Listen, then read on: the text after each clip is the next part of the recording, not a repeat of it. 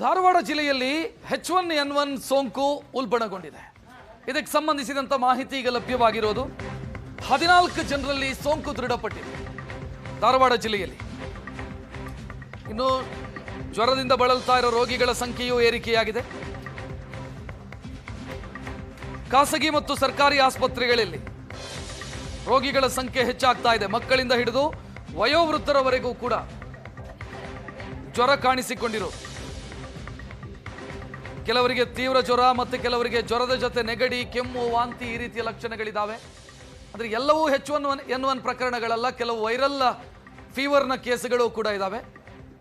But ಕಳೆದ ಕೆಲ ದಿನಗಳಿಂದ ಆಸ್ಪತ್ರೆಯ ಅಡ್ಮಿಷನ್ ಜಾಸ್ತಿ ಆಗ್ತಾ ಇದೆ. ಖಾಸಗಿ ಮತ್ತು ಸರ್ಕಾರಿ ಆಸ್ಪತ್ರೆಗೆ ದಾಖಲಾಗುವವರ ಸಂಖ್ಯೆ ಜಾಸ್ತಿ ಆಗ್ತಾ ಇದೆ. ಮತ್ತು ಸಿಮಿಲರ್ ಸಿಂಪ್ಟಮ್ಸ್ ಇದೆ, ಸಾಮಾನ್ಯವಾದಂಥ ಗುಣಲಕ್ಷಣಗಳಿದ್ದಾವೆ ಬಹಳಷ್ಟು ಜನರಲ್ಲಿ. ಹಲವು ಶಂಕಿತ ಕೇಸುಗಳ ರಿಪೋರ್ಟನ್ನು ಲ್ಯಾಬಿಗೆ ಕಳಿಸಲಾಗಿದೆ. ಆ ಲ್ಯಾಬ್ ರಿಪೋರ್ಟ್ ಬರೋದಕ್ಕೆ ಬಾಕಿ ಇದೆ.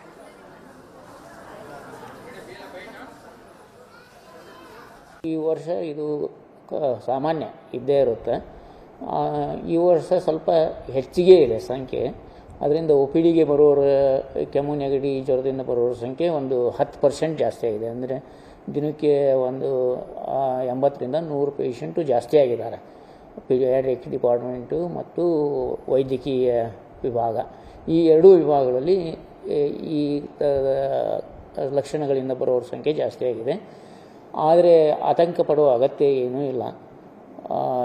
ಕೆಮ್ಮು, ಜ್ವರ, ನೆಗಡಿ ಈ ಥರದ ಲಕ್ಷಣಗಳು ಕಂಡು ಬಂದಲ್ಲಿ ತಕ್ಷಣ ವೈದ್ಯರನ್ನು ಸಂಪರ್ಕಿಸಿದರೆ ಟ್ರೀಟ್ಮೆಂಟ್ ಮಾಡಿಕೊಂಡ್ರೆ ಮುಂದೆ ಹೆಚ್ಚಿಗೆ ತೊಂದರೆ ಆಗದಂತೆ ತಡೆಯಬಹುದು.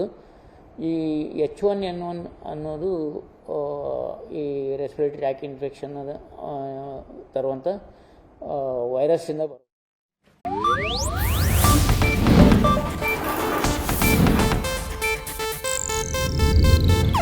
ಇದು ಏಷ್ಯಾನೆಟ್ ನ್ಯೂಸ್ ನೆಟ್ವರ್ಕ್ ಪ್ರಸ್ತುತಿ.